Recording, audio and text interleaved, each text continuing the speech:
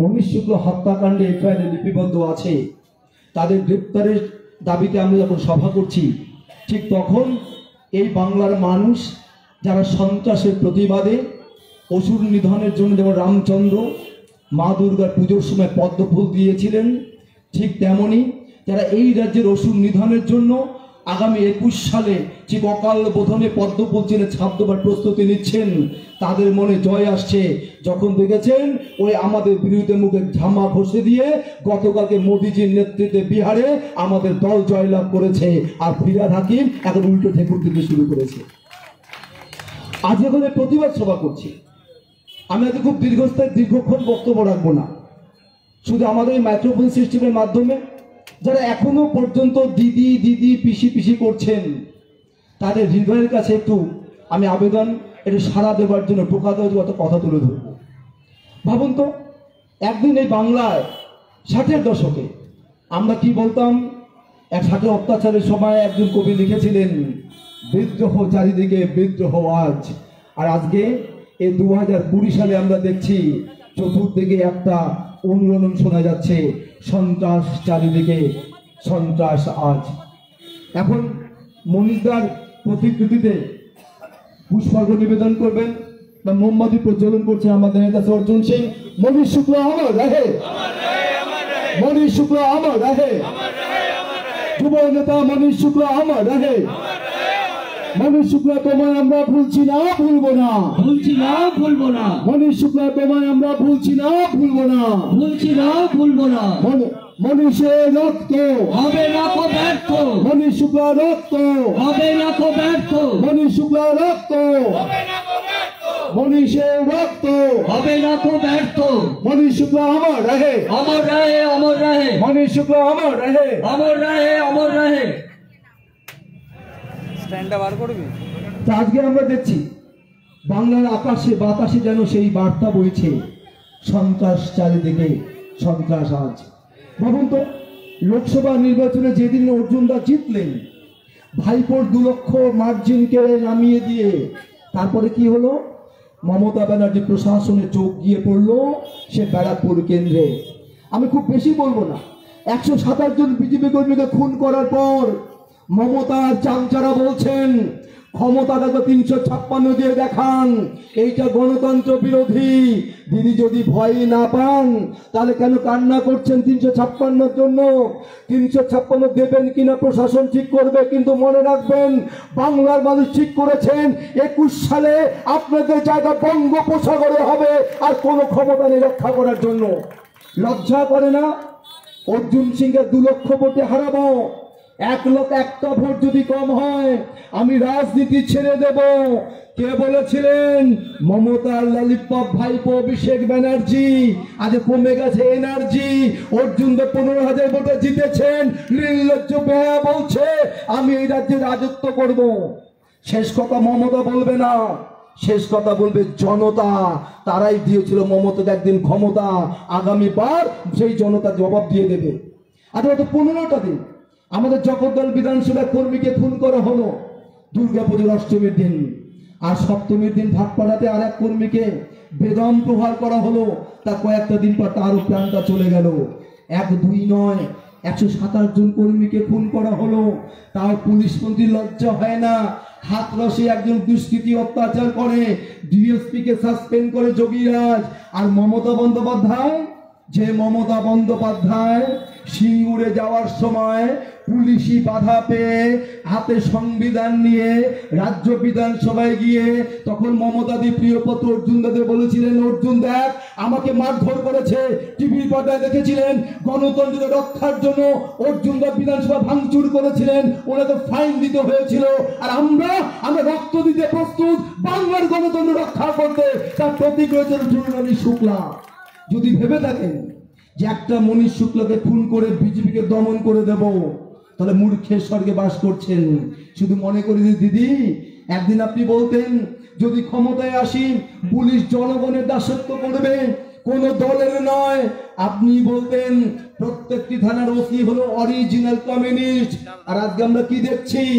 আপনারা কেউ বলতে পারবেন না কোন টাউন কমিটির প্রেসিডেন্টকে, ব্লকের প্রেসিডেন্টকে, জেলার প্রেসিডেন্টকে যদি বলা হয় বলেন তো এই ব্যারাকপুর অঞ্চলের নেতাকে আবার ভাবতে হবে, হট করে মুখ থেকে বেরিয়ে যাবে কি ঠাকুর না মাকুর আছে, উনি নাকি ব্যারাকপুরের তৃণমূল কংগ্রেসের সভাপতি হয়ে গেছেন, তিনি কাজ করছেন উর্দি পড়ে। এই যে পশ্চিমবঙ্গের তৃণমূল শাসনের অবস্থা, আজ মমতা ব্যানার্জি আজ কোথায় পুলিশকে পৌঁছে দিয়েছে আমরা কখন কল্পনা করেছি?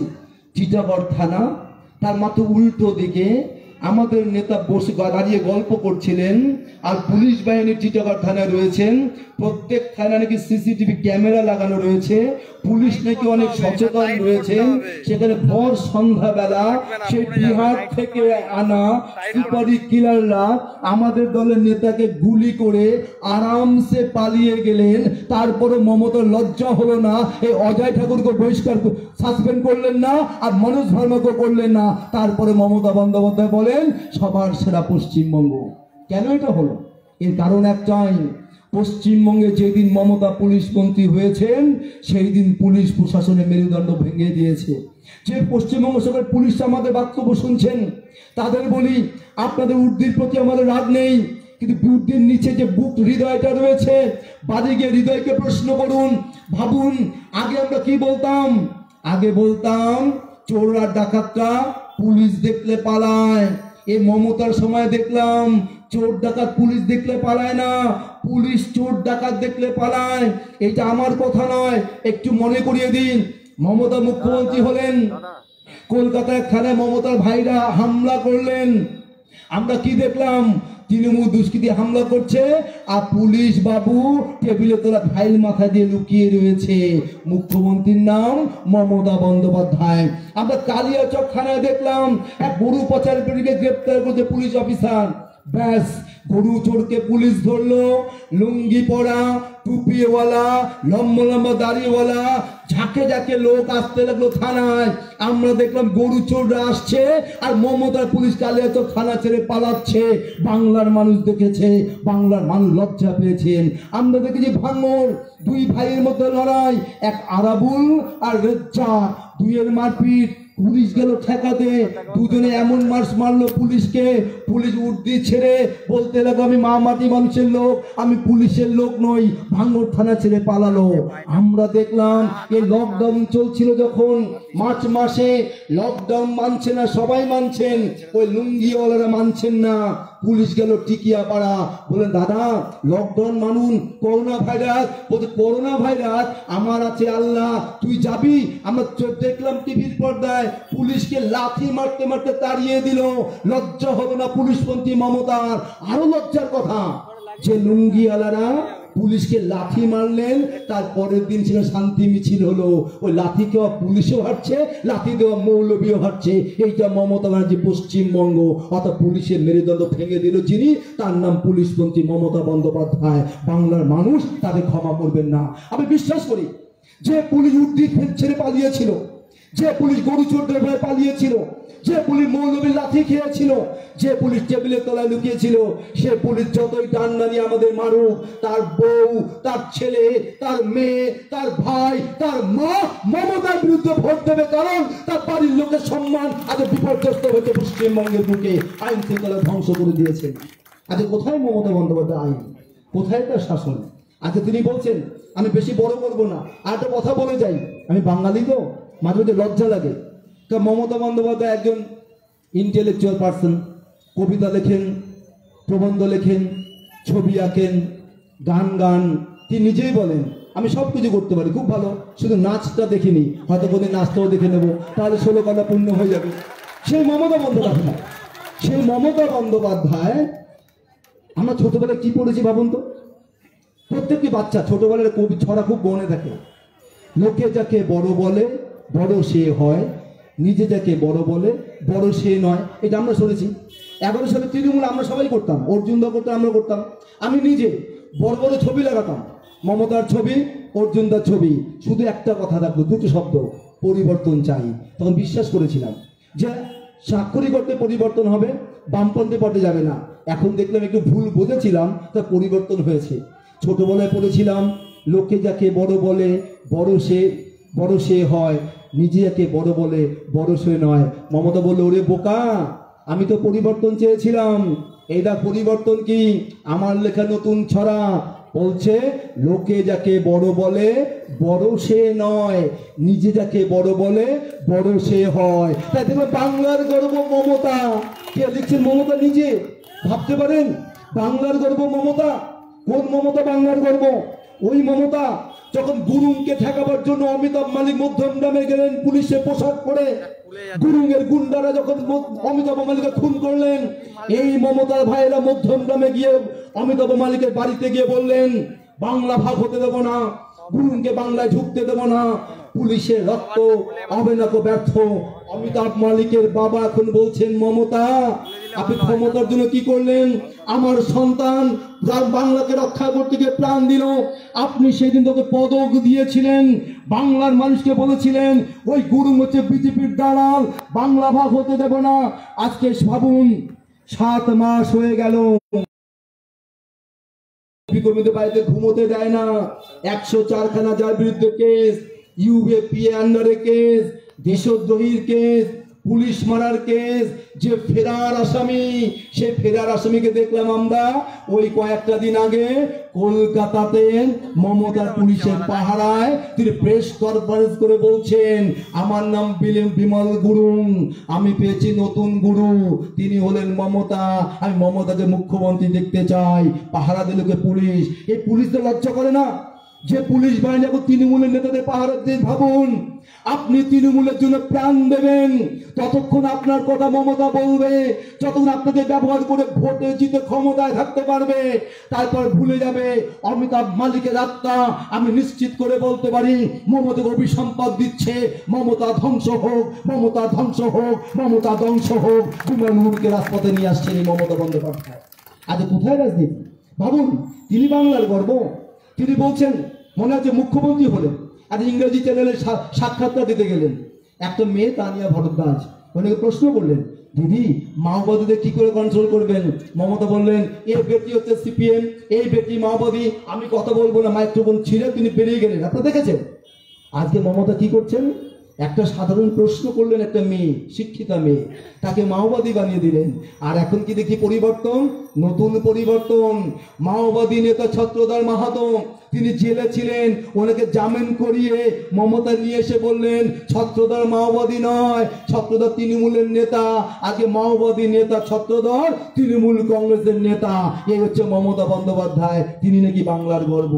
এই মমতা 2000-এ তহেলকা কেলেঙ্কারিতে বলেছিলেন, আমি জর্জ ফার্নান্ডেজে পদত্যাগ চাই, এরা দুর্নীতিগ্রস্ত, আমি দুর্নীতি প্রশ্রয় দেব না। সেই মমতা এখন কুণাল ঘোষকে দলে মুখপাত্র করলেন। কোন কুণাল? যে কুণাল দেখেছেন আপনারা গ্রেপ্তার হওয়ার পর যখন কোর্টে নিয়ে আসা হতো, তখন পুলিশ শুধু কি করতো, তা প্রিজন ভ্যানে দুমদাম করে আওয়াজ করতো। কেন? কুণাল যাতে কথা বলতে না পারে। কুণাল বারবার বলতো, সারদা দিয়ে সবচেয়ে বেশি সুবিধা যদি কেউ পেয়ে থাকে তার নাম মমতা বন্দ্যোপাধ্যায়, সবচেয়ে বেশি সুবিধা যদি কেউ পেয়ে থাকে তার নাম অভিষেক বন্দ্যোপাধ্যায়। আপনি ভাবুন কি পরিবর্তন। যে কুণাল বন্দির ডায়েরি লিখেছেন, আমি খুব মন দিয়ে পড়ি, প্রতিদিনই প্রায় পড়ি, তার কুণালকে দিয়ে টিভিতে তৃণমূলের পক্ষে কথা বলেন। বন্দির ডায়েরি প্রতি পাতায় পাতায় কুণালের যন্ত্রণার কথা লেখা আছে। কি পরিবর্তন ভাবুন। যে কুণাল বলতেন, আমি নয় আসল সুবিধাভোগী মমতা, আমি নয় আসল অপরাধী মমতা, আমি নয় যত নষ্টের মূল কাণ্ডারী মমতা, সেই মমতা বন্দ্যোপাধ্যায় আজ কুণালকে মুখপাত্র করলেন। ভাবুন কি পরিবর্তন। একদিন যার মুখ বন্ধ করার চেষ্টা করতেন, আজ তাকে মুখ খোলার সুযোগ করে দিয়েছেন। শর্ত একটাই, আমরা ছোটবেলায় পড়েছিলাম, সবার উপরে মানুষ হতো, তাহার উপরে নাই। আর মমতা দেবী বলছে, না কুণাল ভাই, শুধু মনে রাখবে সবার উপরে মমতা সত্য, তাহার উপরে নাই। তার 7 খুন মাপ। আমরা এর প্রতিবাদ করছি, আমরা এর প্রতিবাদ করি। আজ এই পরিবর্তন চেয়েছি। আজ তিনি বলছেন বাংলার গর্ব। আমি বক্তব্য দীর্ঘাস্তে একটা কথা বলে যাই, কেন বাঙালি হিসেবে লজ্জা লাগে। বারবার বলেন বিজেপি হচ্ছে বিহারিদের পার্টি, অবাঙালিদের পার্টি, আমরা বাংলা রক্ষা করি। আরে দিদি, আগে বাংলার সংস্কৃতি আত্মস্থ করুন। বিজেপিকে প্রতিষ্ঠা করেছিলেন জনসংঘ প্রতিষ্ঠাতাকে ডক্টর শ্যামাপ্রসাদ মুখোপাধ্যায়।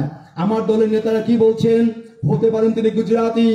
অমিত শাহ মোদিরা বলছেন বিজেপি পৃথিবীর সবচেয়ে বড় রাজনৈতিক দল হয়েছে, বিজেপিতে আবার দেশে ক্ষমতায় রয়েছে, অনেক রাজ্যে ক্ষমতায় রয়েছি, কিন্তু বিজেপির স্বপ্ন পূর্ণ সেই দিন হবে যেই দিন আমাদের প্রতিষ্ঠাতা শ্যামাপ্রসাদ মুখোপাধ্যায়ের ওই বাঙালিদের বাংলা আমাদের ক্ষমতায় আনবে। এটাই সবচেয়ে বড় সম্মান বাঙালির পক্ষে। বিহারে জিতেছে বিজেপি, তারপরও বিজেপি বাংলাকে ভুলেনি। নরেন্দ্র মোদী, অমিত শাহ, জেপি নাড্ডা সবাই বলছেন যতই বিহারে জিতি আমাদের মনে শান্তি নেই। আমাদের মনে শান্তি সেই দিন হবে যেদিন শ্যামাপ্রসাদে বাংলায় বিজেপি আসবে। অর্থাৎ বিজেপি বাংলাকে সম্মান করতে জানে। আবার বলি, কে গর্ব? গর্ব মমতা বন্দ্যোপাধ্যায় নয়। হ্যাঁ, মমতা গর্ব। কার গর্ব? ওই ভ্রষ্টাচারী কুণালের কাছে গর্ব, মমতা ছত্রধারের কাছে গর্ব, মমতা আরেকজনের কাছে গর্ব। সত্যজিৎ ব্যানার্জি জানেন কে? এটাও তো জানেন না। কয়েকদিন আগে তৃণমূল ভবনে কয়েকজন পুলিশ অফিসার তৃণমূলে যোগদান করেছেন, তার মধ্যে একজন নাম সত্যজিৎ ব্যানার্জি। তিনি কে? মনে রাখুন, গতকালকে সূর্যোদয়ের সভা হলো, শুভেন্দু অধিকারী করলেন। এই নন্দীগ্রাম গণহত্যার সময় ভাঙ্গাবেড়িয়া ব্রিজের উপর যে পুলিশ আধিকারিক গুলি করে আন্দোলনকারীদের হত্যা করেছিলেন, সেই পুলিশ অফিসারের নাম ছিল সত্যজিৎ ব্যানার্জি, যার বিরুদ্ধে মমতা সিবিআই দাবি করেছিলেন। 2007 সত্যজিৎ ব্যানার্জি খুন করলেন এই ভাইদের। মমতা সে রক্তে আজকে মুখ্যমন্ত্রী। সেই শহীদ 14 জন আজকে আকাশ থেকে নিশ্চিতভাবে আবার অভিসম্পদ মমতাকে দেবে। ওই খুনি পুলিশ অফিসার আজ তৃণমূলে ঝান্ডা ধরেছেন। এই অফিসারের কাছে মমতার গর্ব হতে পারে, কিন্তু বাংলার মানুষের কাছে নয়। বাংলার মানুষ রবীন্দ্রনাথে বিশ্বাস করে।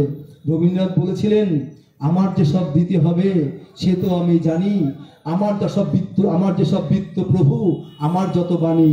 এই বাণীকে কে কার্যকরী করেছিলেন? নেতাজি সুভাষচন্দ্র বসু।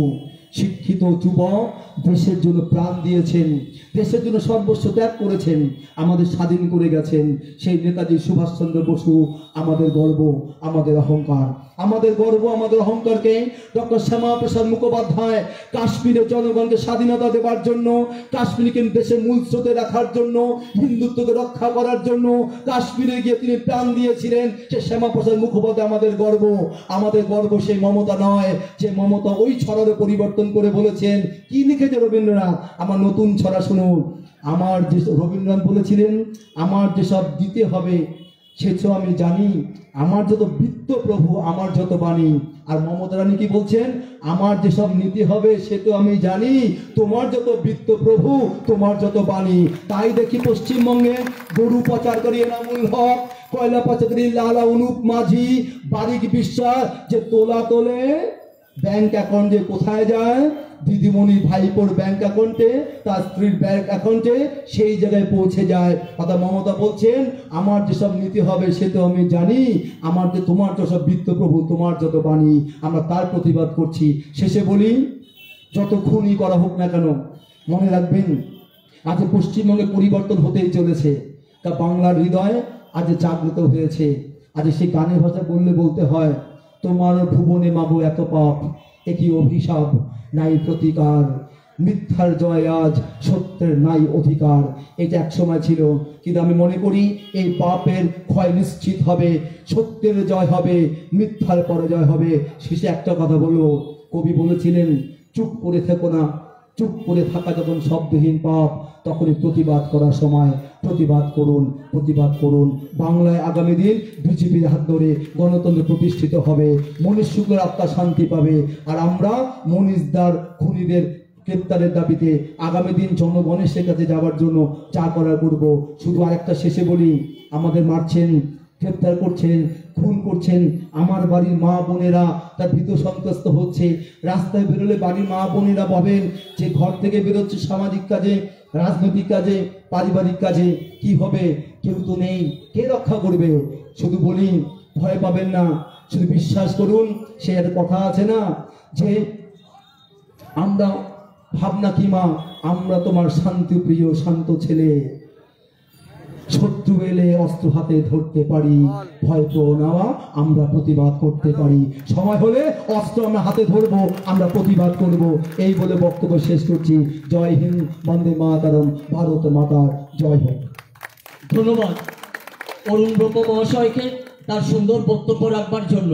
এবার আপনাদের সামনে বক্তব্য রাখবেন আপনাদের এবং আমাদের কাছের মানুষ কাজের মানুষ আমাদের সাংসদ অর্জুন সিং মহাশয়।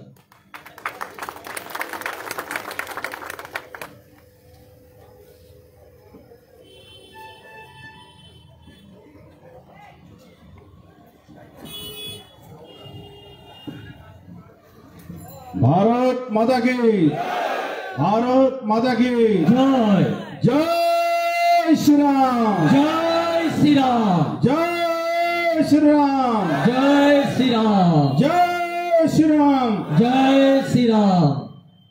এই জয় শ্রীরাম স্লোগানটা এমন একটা মন্ত্র, যে মন্ত্র শুনে যেরকম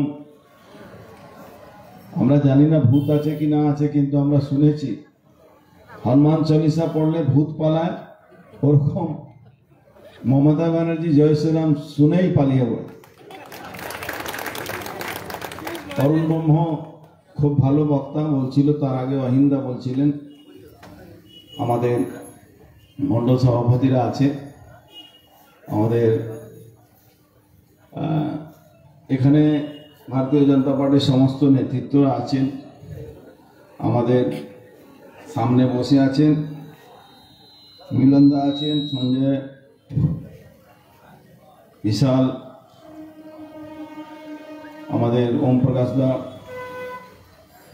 গতিদা, প্রধান দা, অনেকে আছেন।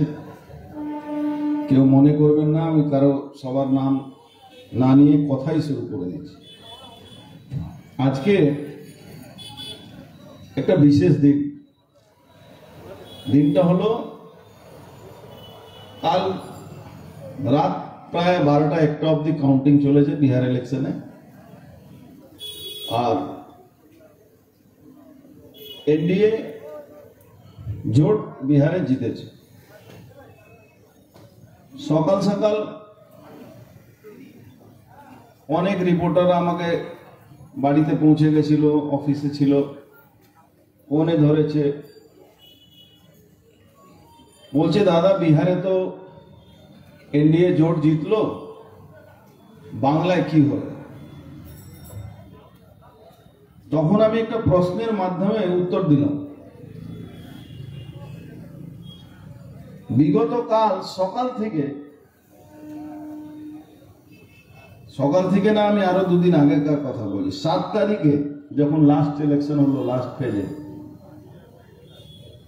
বিকাল 5:30টার সময় এক্সিট পোল হলো। এক্সিট পোলে সমস্ত মিডিয়া হাউস যারা এক্সিট পোল করায়,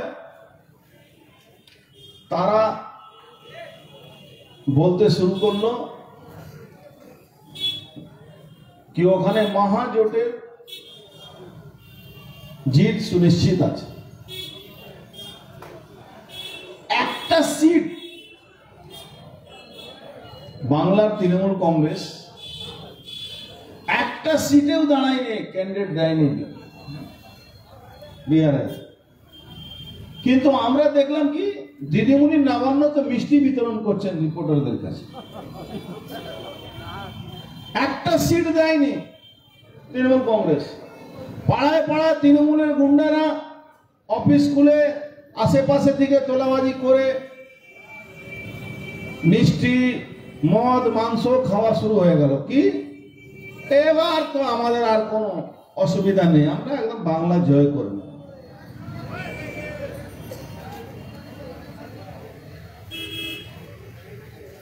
যখন গুনতি শুরু হলো, তার আগে বাজা গাজা ডিজে আবির মেখে পটকা, ওই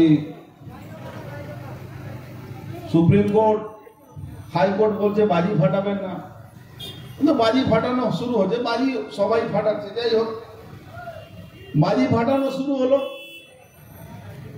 আনন্দের দিদিমণি বলে দিয়েছেন মানে সব ঠিক আছে।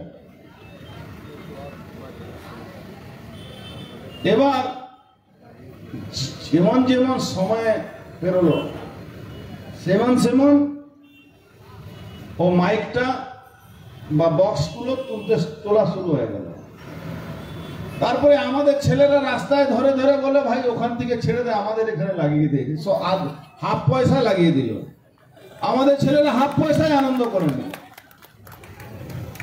125টা সিট আমরা জিতলাম। আমরা প্রায় 180টা সিট জিততাম আমরা। কিন্তু কিছু আমাদের মধ্যে যারা জোটের সঙ্গে ছিল কিছু ভুলভাল সিদ্ধান্ত নিয়েছিল, তার জন্য আমরা, নালে বিহারে 180 থেকে 85টা সিট আমরা জিততাম। আমার একটা নিজে আত্মীয়, আমার ভাইপো হয়, বিহারের সব থেকে বড় যে চ্যানেল, সব থেকে পপুলার চ্যানেলের ব্যুরো চিফ আছে। আমি তাকে 7 তারিখে রাত্রি 12টার সময় ফোন করেছিলাম। আমি বললাম কি হবে বিহারে? আমাকে বলে 125 থেকে 30টা সিটে এনডিএ জিতে যাবে। আমাকে আমার দলের লোকেরা বলেছিলেন, আমি জানি খুব বিলক্ষণ বুদ্ধির মানুষ। আমি বললাম শিওর আমরা জিতব। কেন এরকম এক্সিট পোলের বিরুদ্ধে লোক বলছে। তখন আমি ওকে প্রশ্ন করেছিলাম যে এই এক্সিট পোলের কেন এরকম দেখাচ্ছে? খুব একটা ছোট্ট 2 লাইনের উত্তর ছিল, বলো যারা আরজেডি কে ভোট দিয়েছে তারা ফাটা বাঁশের মতন বলে বেড়াচ্ছে আমরা ভোট দিয়েছি। আর যারা এনডিএ কে ভোট দিয়েছে তারা সাইলেন্ট ভোটার, বিশেষ করে মহিলারা, তারা দুহাত তুলে ভোট দিয়েছে। আর ভারতীয় জনতা পার্টির পক্ষে, এনডিএ পক্ষে রায় হবে, আপনারা দেখে নেন। ঠিক ওইটাই হলো। আমার এই বক্তব্য বলার একটাই কারণ, মমতা ব্যানার্জির অবস্থা এমন হয়ে গেছে, বিরোধিতা করতে করতে এমন জায়গা পৌঁছে গেছে যেখানে একটা ক্যান্ডিডেট নেই, সেখানে কে জিতছে কে হারছে সেটা নিয়ে বাজি ফাটাচ্ছেন উনি আর ওনার দলের লোকেরা। মানে রাজনৈতিক ভাবে অত দিওয়ালিয়াপন কোন জায়গা কোন নেতা নেতৃত্বকে দেখেছেন আপনারা? আমি বলছি এর থেকে অনেক বুদ্ধি ধরে এমআইএম এর যে ওবেসি কি বললো, আমি বলেছিলাম আমার সঙ্গে জোট করো, তখন আমাকে বলা হলো না তোমার সঙ্গে জোট করা হবে না। একটা রাজনৈতিক মানুষ হিসাবে আমি ভোট লড়েছি, আমি 5টা সিটে জিতেছি।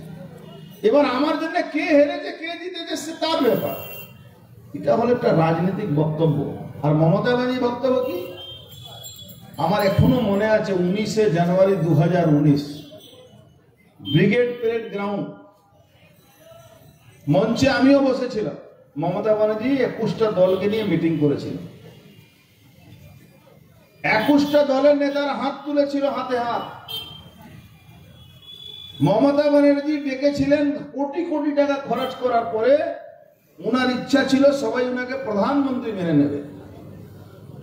মঞ্চে থেকে নাবার পর থেকে সবাই বিরুদ্ধে বলতে শুরু করলো, কেউ প্রধানমন্ত্রী মানল না। কিছু রিপোর্টার, এই কুণাল ঘোষের মতন কিছু রিপোর্টার আছে, কিছু এবিপি, আরো কিছু চ্যানেল ফ্যানেল যারা আছে, তারা মাঝে মাঝে এই মমতা ব্যানার্জিকে একটু গ্যাস দিয়ে দেয় কি আপনি তো প্রধানমন্ত্রী, আপনার আগে কেউ আছে? আর দিদিমণি একদম গ্যাস খেয়ে নেমে যান, মাঠে নেমে বলা একদম আমি প্রধানমন্ত্রী হচ্ছি। প্রধানমন্ত্রী হলে মুখ্যমন্ত্রী কাকে করব? এবার ওই ঝুলি থেকে বের করলেন কাকে? তিনি অভিষেক ব্যানার্জিকে নাকি মুখ্যমন্ত্রী করবেন। অরুণ ব্রহ্ম বলছিল, ইলেকশনে বলছিল 2 লাখ ভোটে হারবে, 2 লাখ। তখন আমি একটা রিপোর্টারদেরকে বলেছিলাম, এখনো নাক টিপলে দুধ বেরোবে, সে বাংলায় মুখ্যমন্ত্রী হওয়ার স্বপ্ন দেখছে। আমরা নিজে দেখেছি, হাফ প্যান্ট পরে পিং পং বল খেলতো। মমতা ব্যানার্জি বাড়ির সামনে ইট পেতে থাকতো, সেখানে আমরা বসে রাজনীতি করতাম।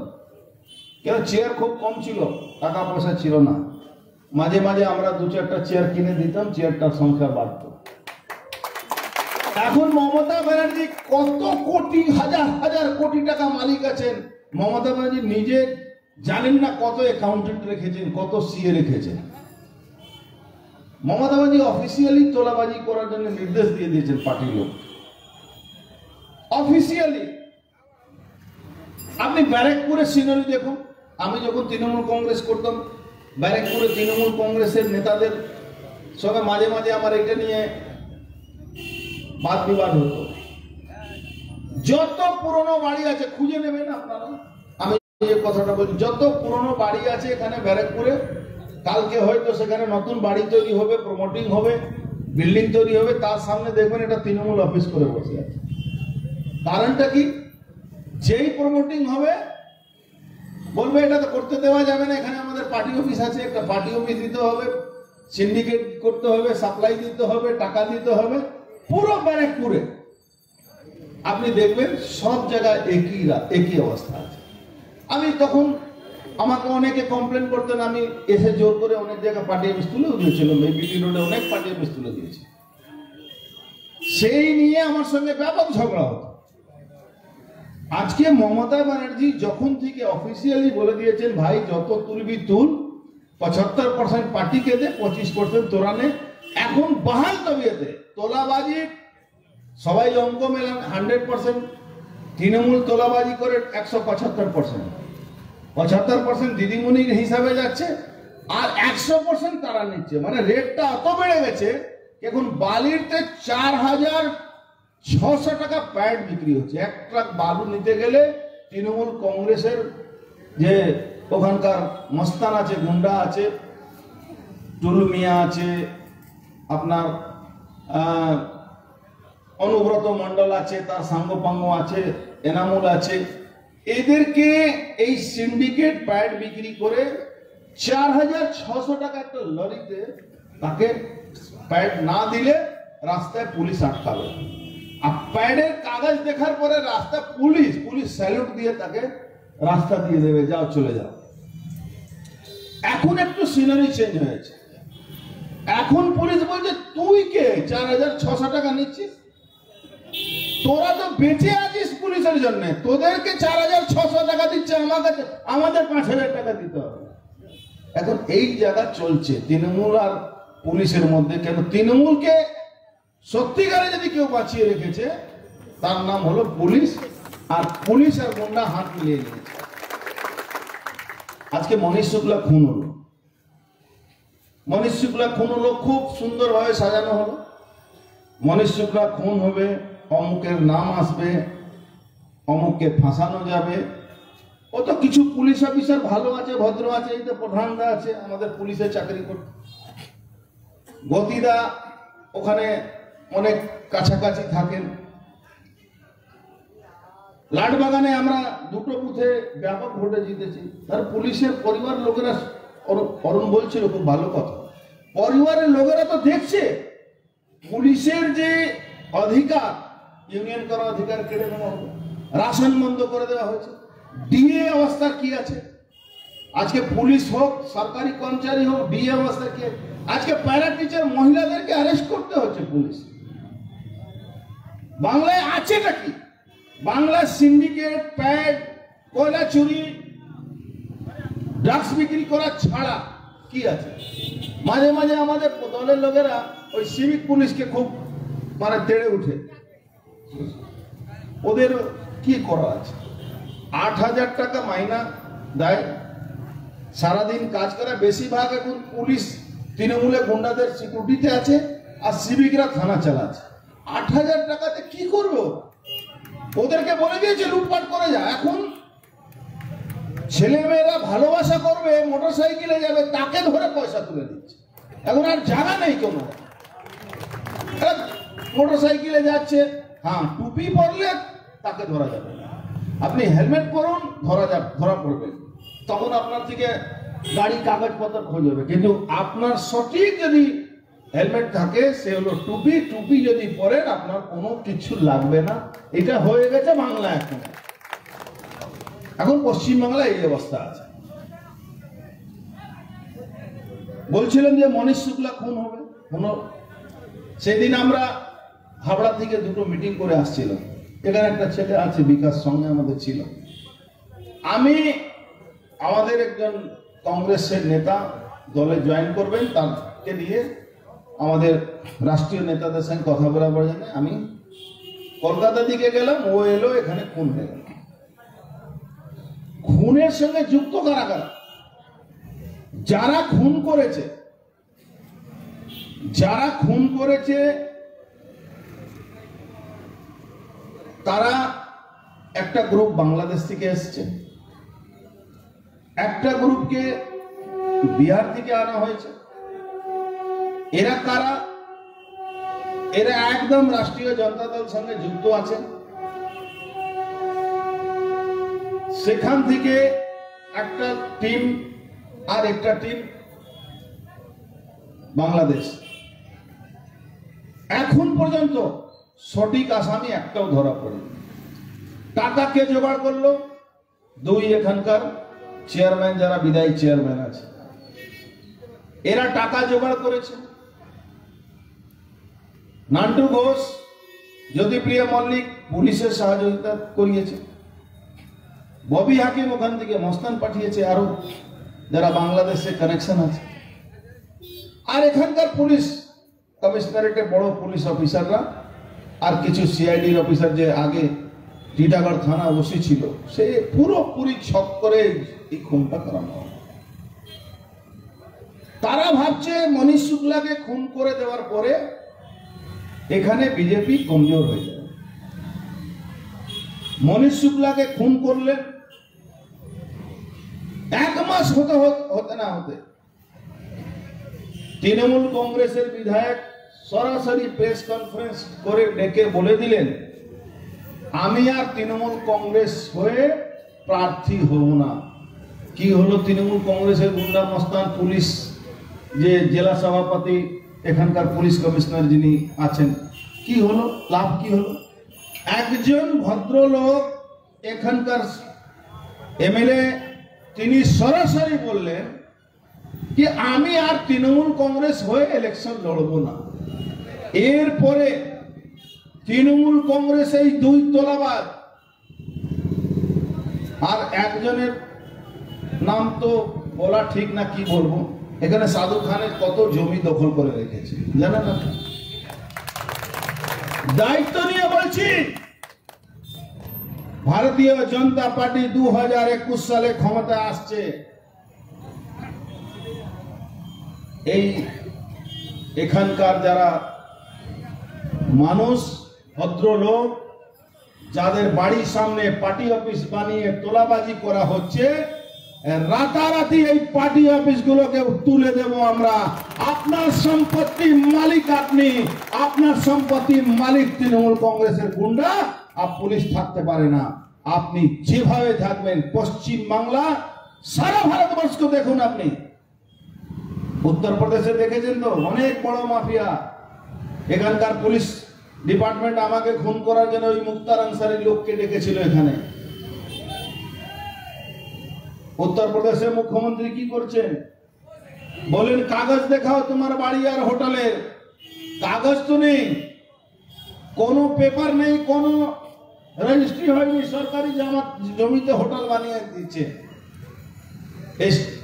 ম্যাজিস্ট্রেট কাছে যাচ্ছে, অর্ডার হচ্ছে, রাতারাতি না, দিন বেলা বুলডোজার লাগিয়ে ভেঙে দিচ্ছে। এইটাই বাংলায় আমরা করব। যারাই 2 নম্বরই ভাবে মানুষ, সাধারণ মানুষকে উপরে অত্যাচার করে, আজকে এই বাড়ি তৈরি হয়েছে, এখানে তৃণমূল কংগ্রেস আগে থেকে একটা পার্টি অফিস বানিয়ে রেখে দিয়েছে। কি?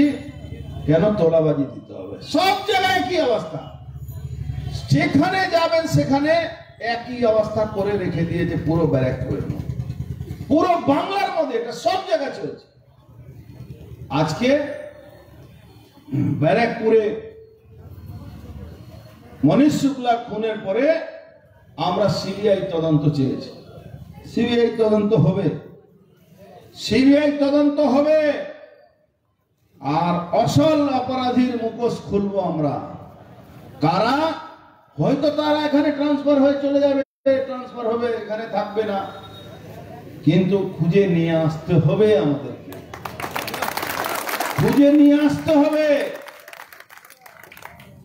যে পুলিশ বা যে তৃণমূল কংগ্রেস ভাবছে কি সেই নেতা আর ক্রিমিনালদেরকে আড়াল করে রেখে দেবে, তারা মূর্খে স্বর্গে বাস করছে।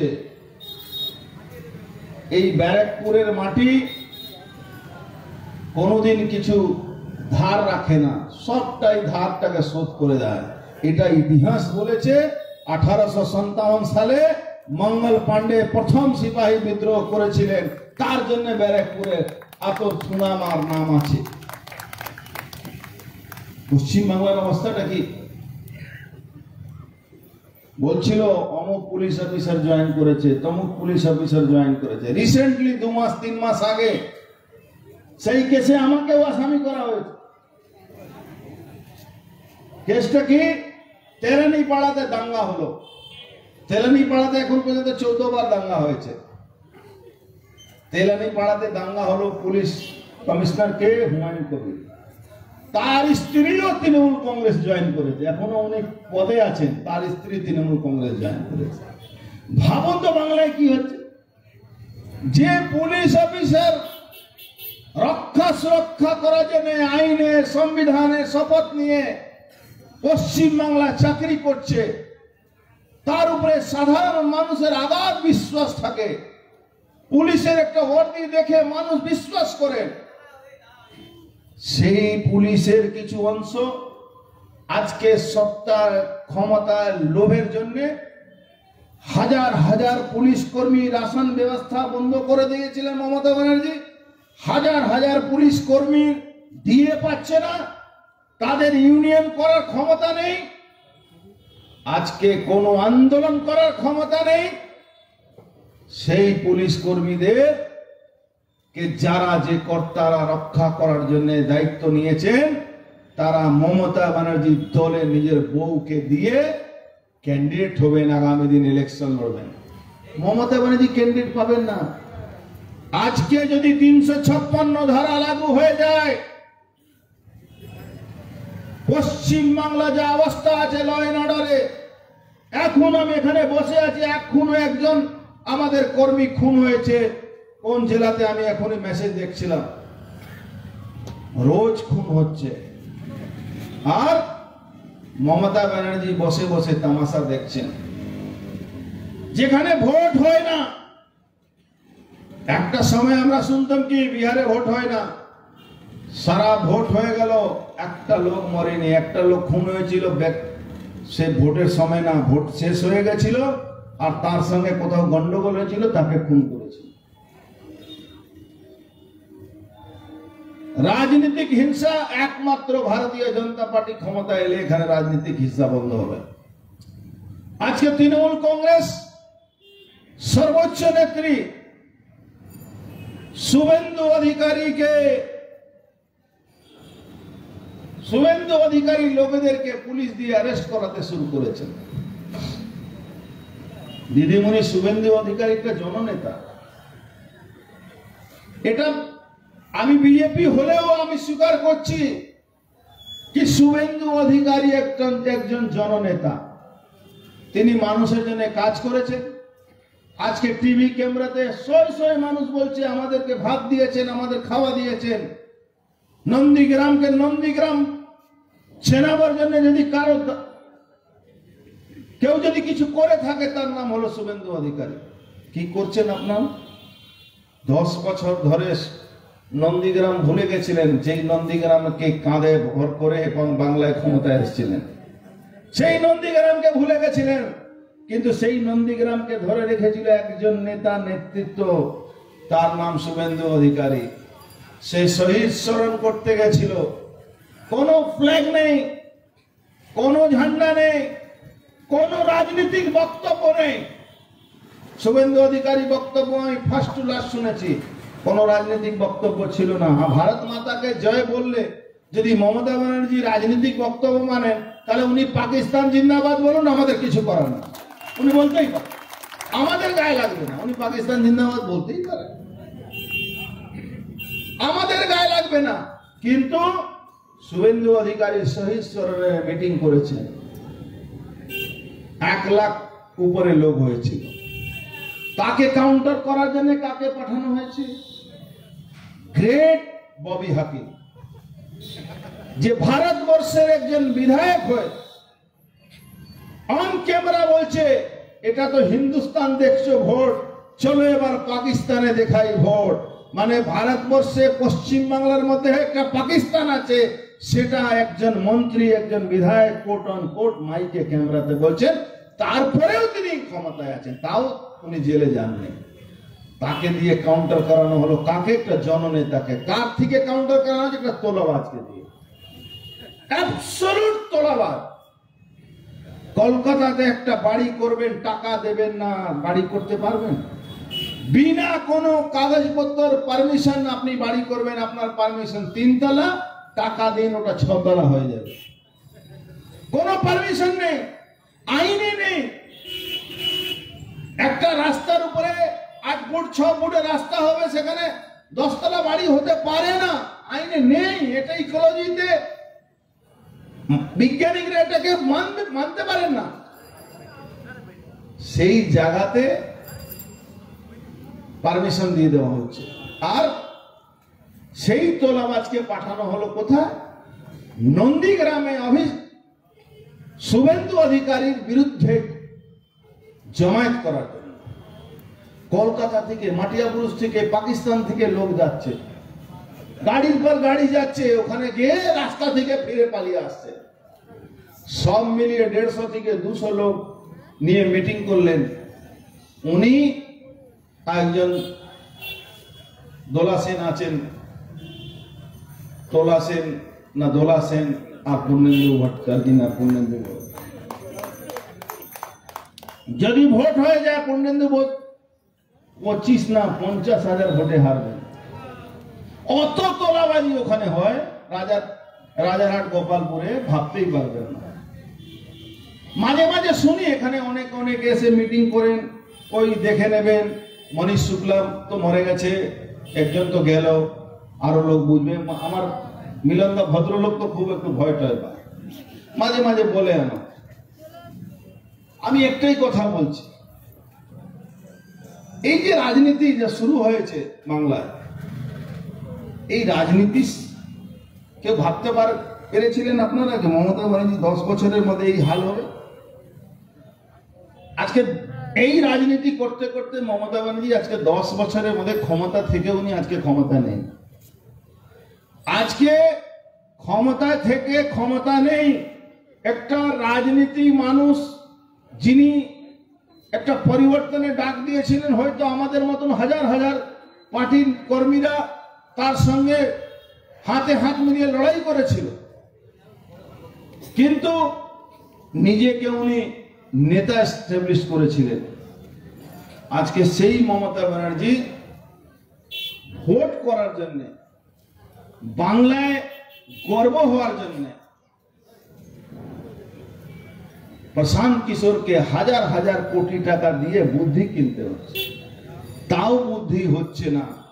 রোজ কোথাও না কোথাও ভুলের ভুল করে যাচ্ছেন। 5 টাকা দিদির রান্নাঘর শুধু ব্যারাকপুরে চলছে, কেন জানেন? এই যে মনীষ শুক্লা খুন থেকে বাঁচার জন্য দিদি রান্নাঘর চলছে, আর কিচ্ছু না। আরে এই টাকাগুলো বাঁচিয়ে রাখো, মনীষ শুক্লা খুনের জবাব দিতেই হবে তোমাদের। এই রান্নাঘর চালিয়ে দিদিমণি আয়ু আর বেশি দিন নেই, অমিত শাহ মৃত্যু ঘন্টা বাজিয়ে চলে গেছেন এখান থেকে, বেশি দিন নেই। বিহার ইলেকশন বলছিলে, বিহার ইলেকশন ভারতীয় জনতা পার্টি জিতে গেছে। আসাম আর বাংলার ইলেকশন হবে, আসামের নামে খুব বলছিল বাঙালিদেরকে পশ্চিমবাংলা ভারতবর্ষ থেকে তাড়িয়ে দিচ্ছে, সিএ করে দিচ্ছে, এই করে দিচ্ছে, ওই করে দিচ্ছে। 47% ওখানে মুসলিম ভোট আছে আসামে। তাও দায়িত্ব নিয়ে বলছি, আমি ওই এক্সিট পোল না, ভোট হতে দিন আসামে। আগে থেকে 25টা 10টা 20টা সিট আরো বাড়বে।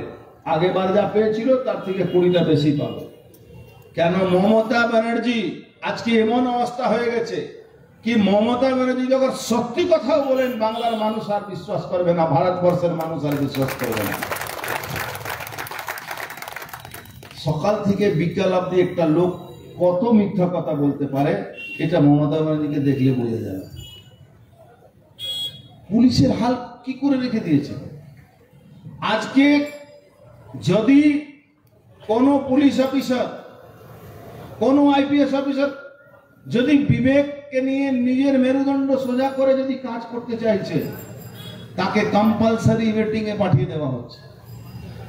আপনাদের মনে আছে গৌরব দত্তা, আপনাদের এখানে ব্যারাকপুরে আমাদের এসডিপিও ছিল গৌরব দত্তা, প্রধান দা হয়তো জানবেন, মনে আছে। আমি তখন আমার বয়স খুব কম ছিল, গৌরব দত্তাকে আমি চিনতাম।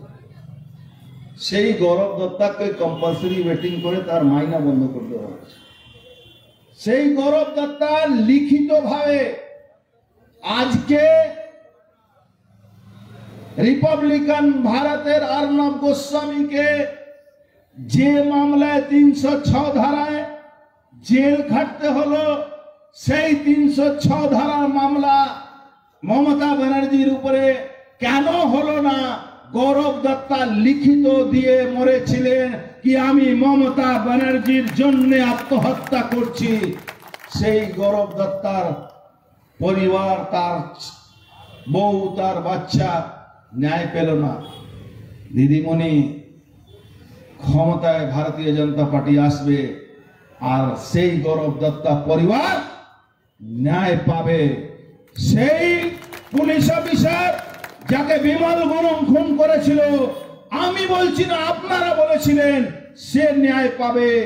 সেই বীরভূমে যে পুলিশ অফিসারের মাথা উড়িয়ে দেওয়া হয়েছিল বোম মেরে, সেই পুলিশ অফিসারের ন্যায় আমরা পাইয়ে দেব।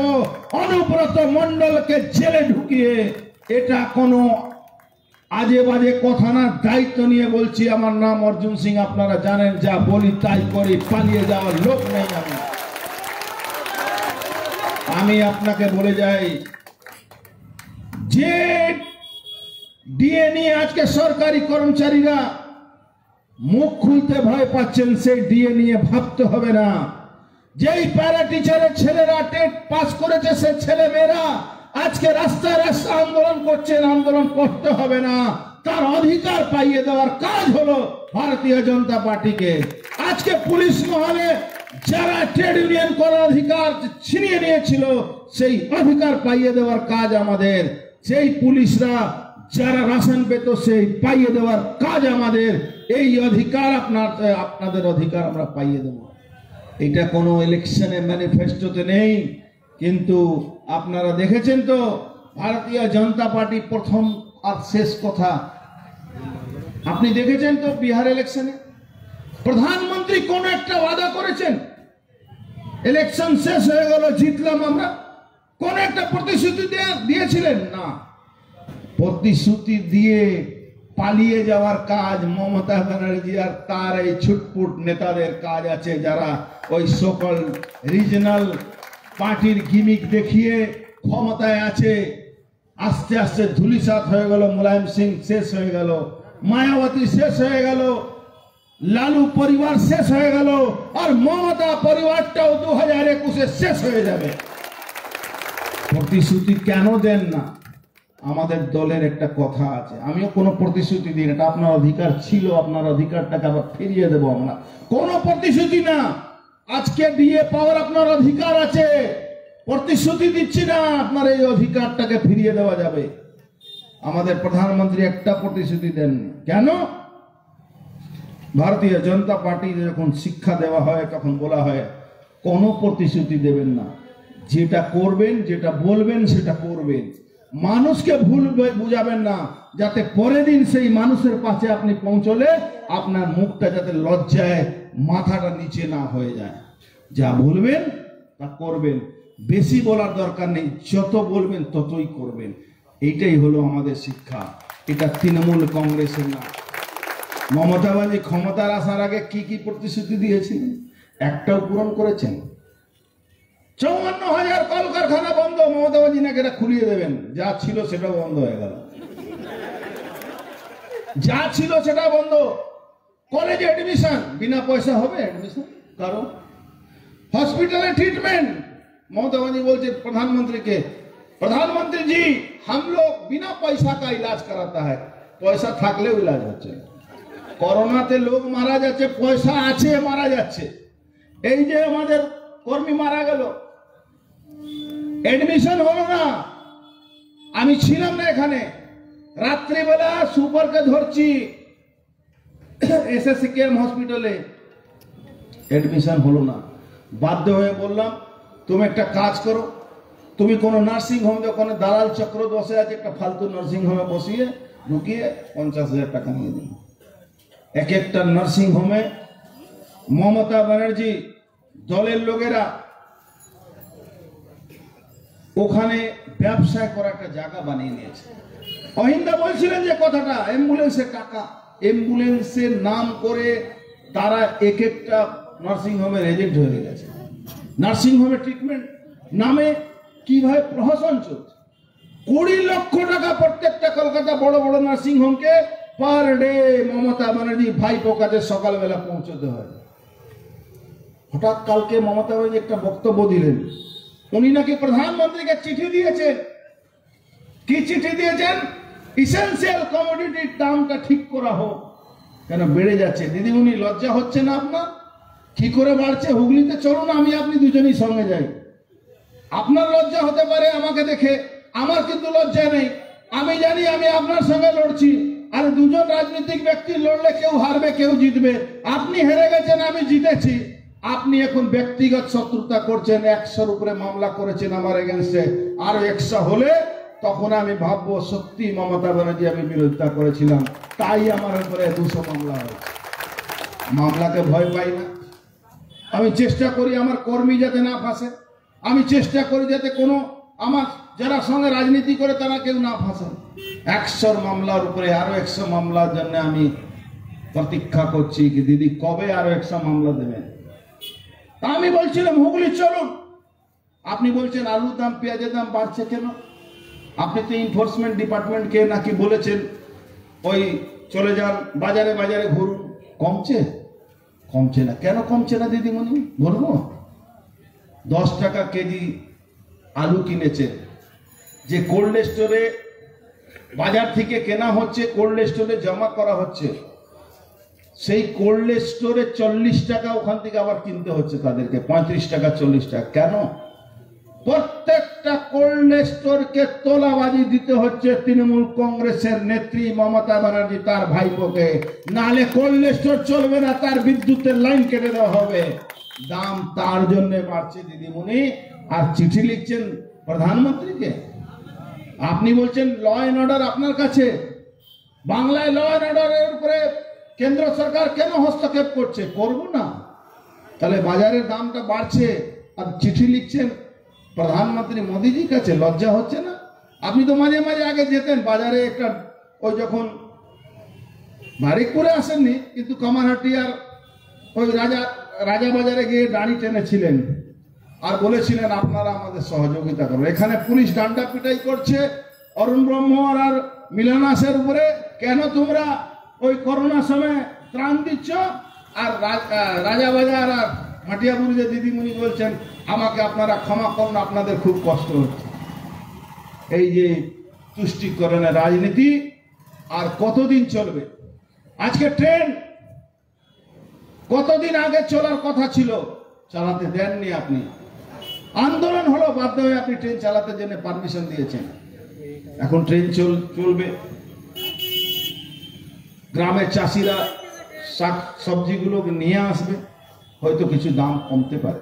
কেন? ওখান থেকে যেভাবে ট্রান্সপোর্টেশন ট্যাক্স, তারপরে পুলিশের ট্যাক্স, তারপরে গুন্ডার ট্যাক্স, তারপরে আপনার তৃণমূলের ছোট নেতা, বড় নেতা, মাঝারি নেতা, ডান দিকের নেতা, বাঁ দিকের নেতা, কত তোলাবাজি দেবে।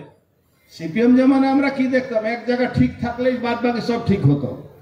তৃণমূলে কি আছে, কত যাকে বলবো না, কে মমতা ব্যানার্জি, কে অভিষেক ব্যানার্জি, আমি এখানকার মমতা ব্যানার্জি। এই চলে যান ওই সাধুখানে যে জমি দখল করেছে, তাকে বলুন এটা 5,000 টাকা দেওয়া যাবে না। কে বলছে 5,000 টাকা দেবে? এখানকার মমতা ব্যানার্জি, অভিষেক ব্যানার্জি। আমি মমতা ব্যানার্জি, অভিষেক ব্যানার্জিকে আমি টাকা পাঠাই, আপনি এখানে আমাকে দেবেন না? জাভেদ খান বলেছে কালকে, কে মমতা ব্যানার্জি? কিন্তু দায়িত্ব নিয়ে আজকে বলে যাচ্ছি, অনেক সময় হয়ে গেল।